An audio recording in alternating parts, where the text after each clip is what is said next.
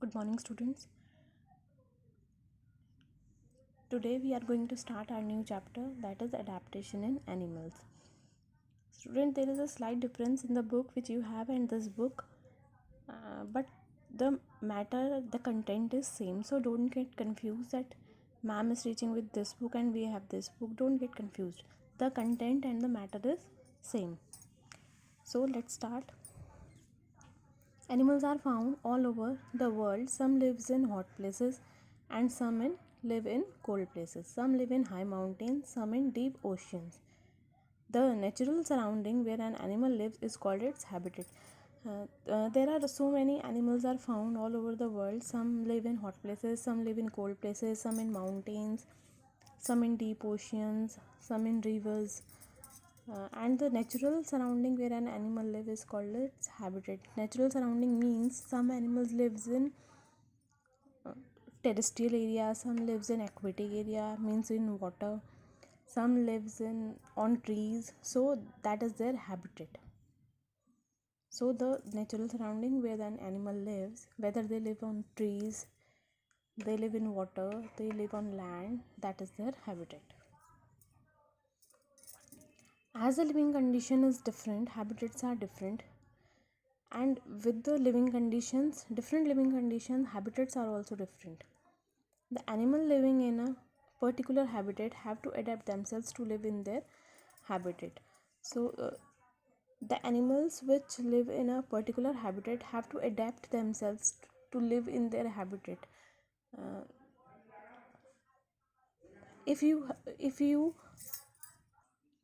take out the fish from the water, from the river, so the fish don't survive because their habitat is aquatic and they adapt themselves to live in that habitat, so they never live in terrestrial habitat or in aerial habitat or in arboreal habitat, right?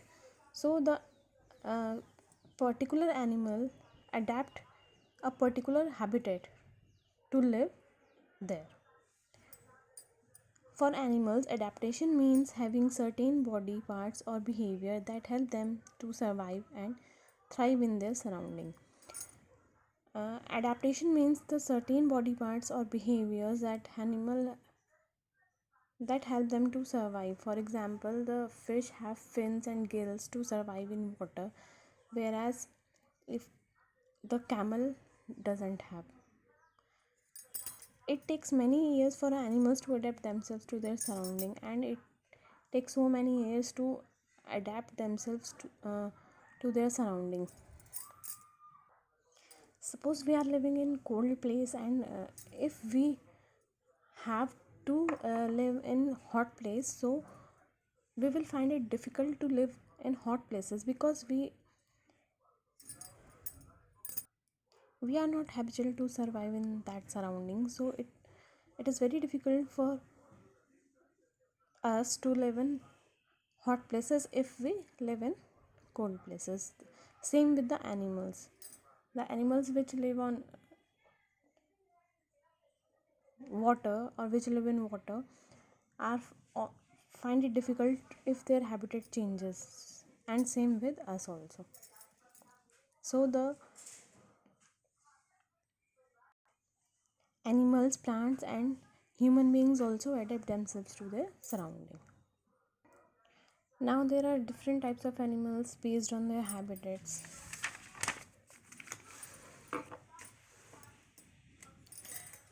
Adaptation to habitat. Depending upon whether an animal lives on land, water or air, it possesses various features which enable it to survive in its own habitat. So depending upon whether an animal live in land, water, their habitat also differ. So first type of animals are terrestrial animals. Animals that live on land are called terrestrial animals. Those animals which live on land are terrestrial animals. For example, lion, tigers, horses, dogs and cats are some of the terrestrial animals. And these animals live on land, that is why they are known as terrestrial animals. Their body is suited to live on land. Accordingly, they show different adaptive features. Their body is suited to live on land, that is why they are called as terrestrial animals, and they adapt different features to live on land. Land animals breathe air directly from the atmosphere. Land animals breathe air from the atmosphere like us. So most of them have lungs.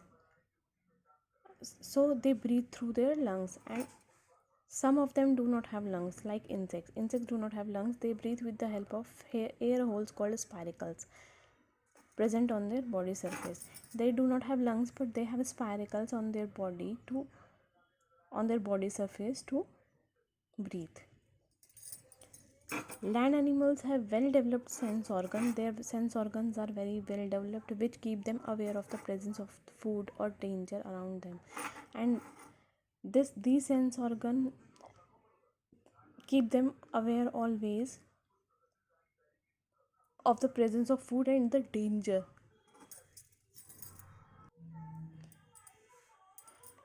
Terrestrial animals are also of different types. Animals in plains. Most animals which live on hard land surface like forest and grassland have strong legs to run fast.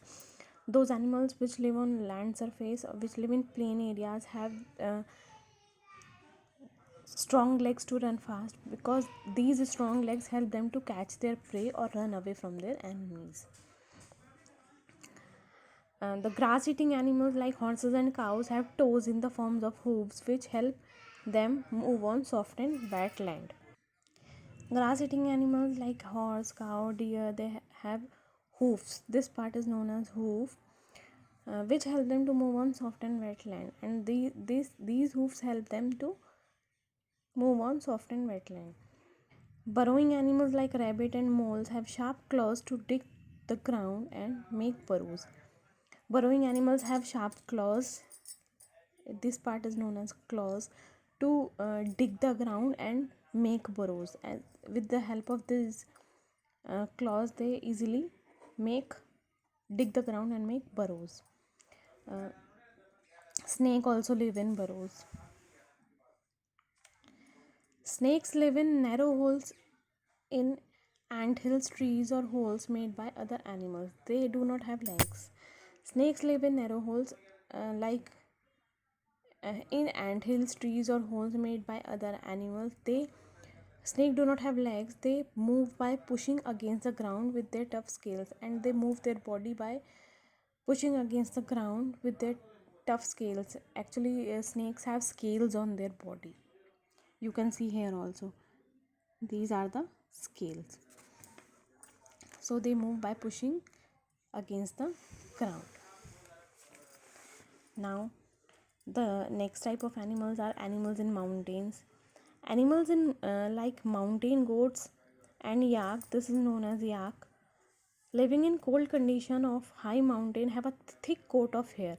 Those animals which live in mountain have thick coat of hair on their body, and this thick coat of hair protect themselves against the severe cold.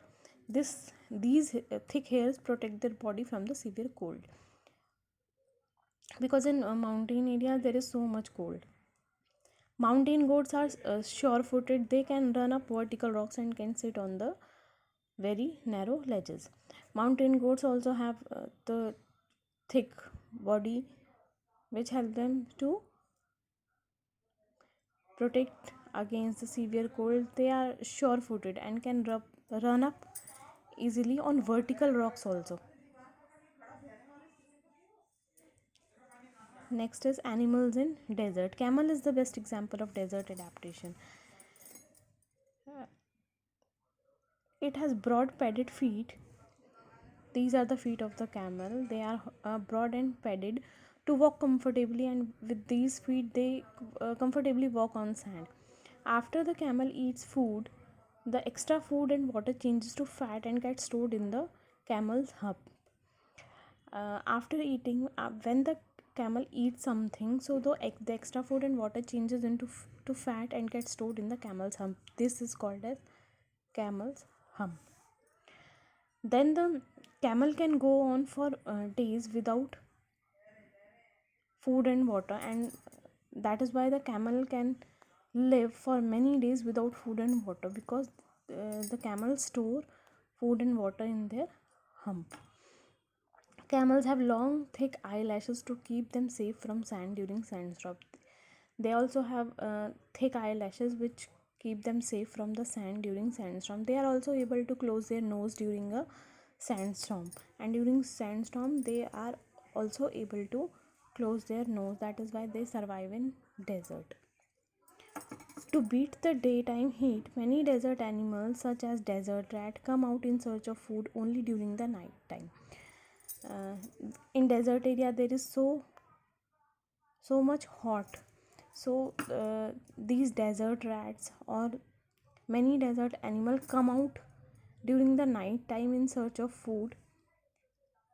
Some animals stay inside their holes during the hot summer months without eating any food, and some animals stay inside their holes during the hot summer months without eating any food. This long period of summer sleep is known as estivation.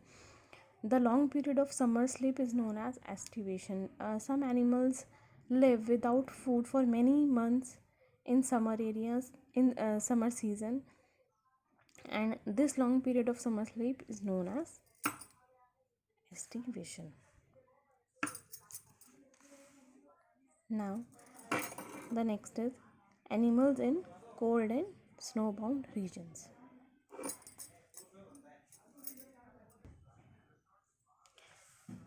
The snow leopard, which live in the snowy mountains of the Himalaya, has a thick white coat of hair on its body. The snow leopard, this is the snow leopard. Sorry, this is the polar bear. The snow leopard, which lives in the snowy mountains of the Himalayas, have a thick white coat of hair on its body. The Like the polar bear, snow leopard also have a thick uh, body covering which protect them from the cold. The polar bear and polar fox living in the ice-bound Arctic polar region have also thick white fur on their body, and the polar bear and polar fox also have the thick white fur on their body which protect them from the severe cold. The fur not only protect them from the severe cold, but the white color also makes less visible against the white background, and their white color also makes them less visible in snow against the white background. This helps them to approach their food without being noticed, and this white color helps them to approach their food or to search their food without being noticed, because in snow areas nobody will able to identify whether it is a snow or it is a animal. Animals like seals, this is a seal, walrus, and penguins, these are penguins, have thick layer of fat. They have a thick layer of fat called blubber, which keeps their body warm in the cold freezing condition, and this blubber keeps their body warm in the cold freezing condition because these animals lives in cold and snowbound regions. So the desert animals, the terrestrial animals are of many types: animals in plains, animals in mountains, animals in desert, and animals in cold and snowbound regions.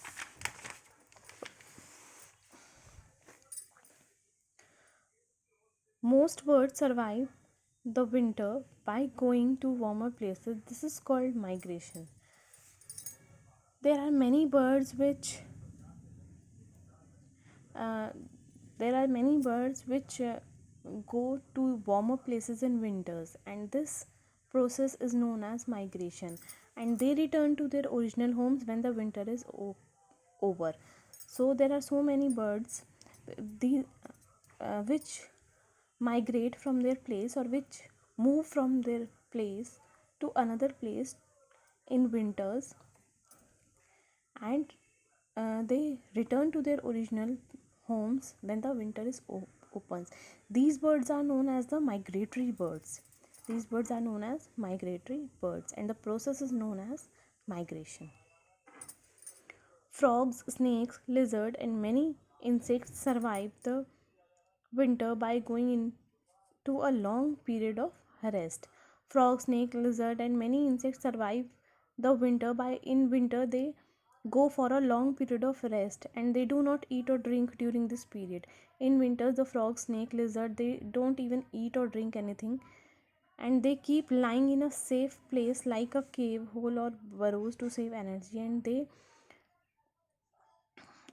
keep in a safe place like cave, hole, or burrow and save their energy. And this period of winter sleep is known as hibernation because this is a period of winter when they go for a sleep. So this period of winter sleep is known as hibernation and the period of summer sleep is known as estivation. Now, the next type of animals are arboreal animals. Animals which spend a lot of time on trees.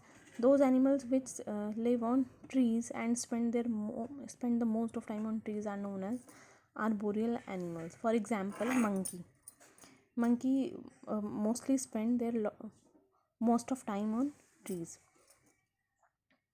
Their body is suited to live in trees and their body is suited to live there.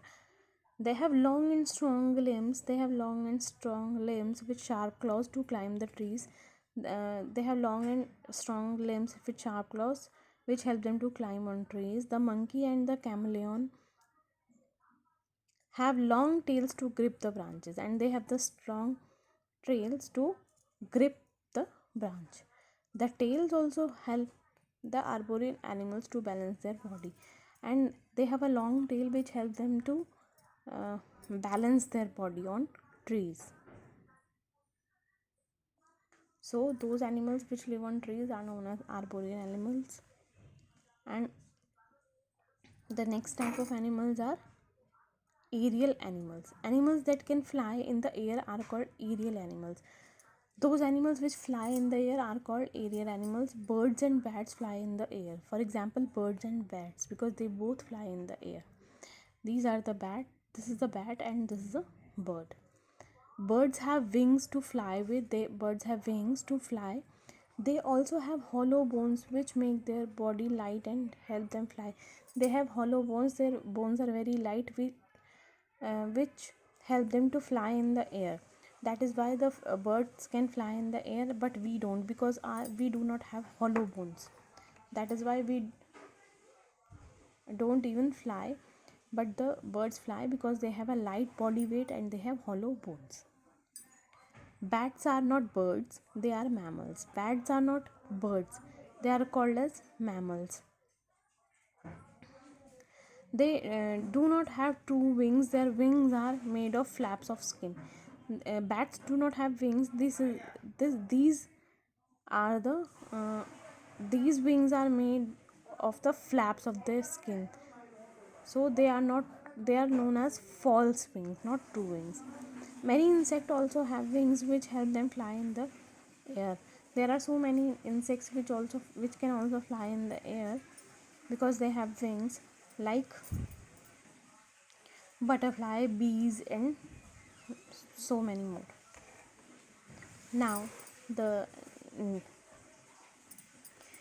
the next type of animals are aquatic animals.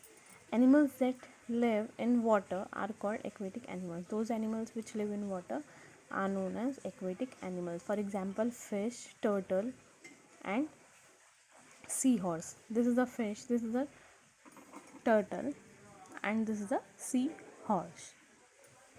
Seahorse.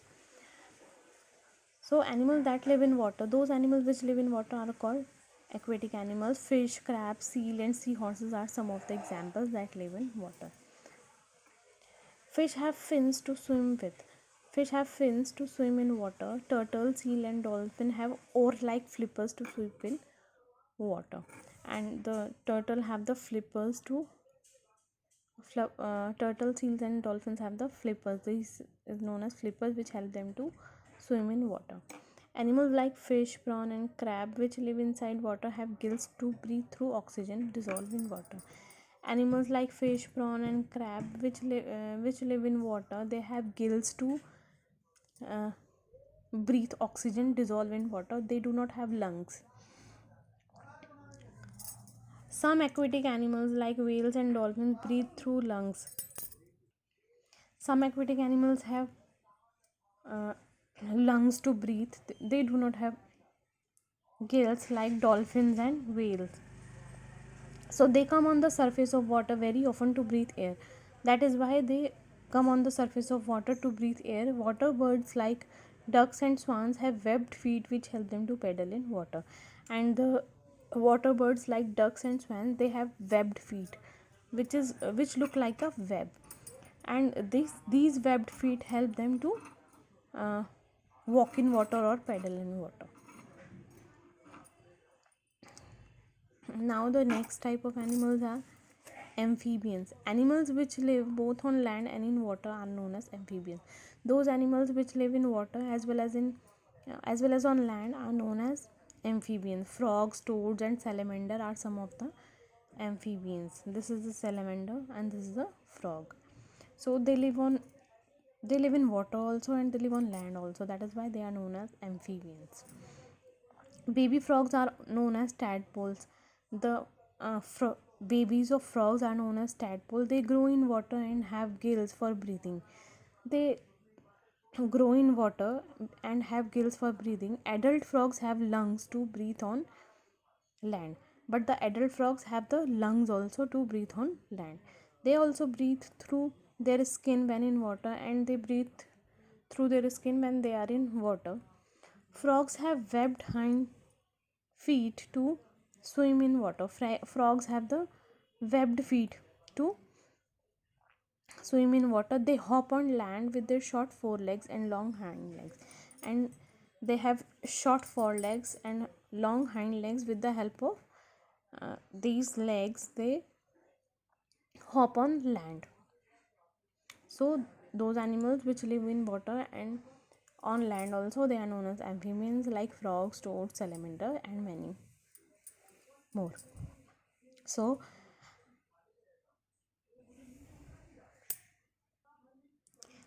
there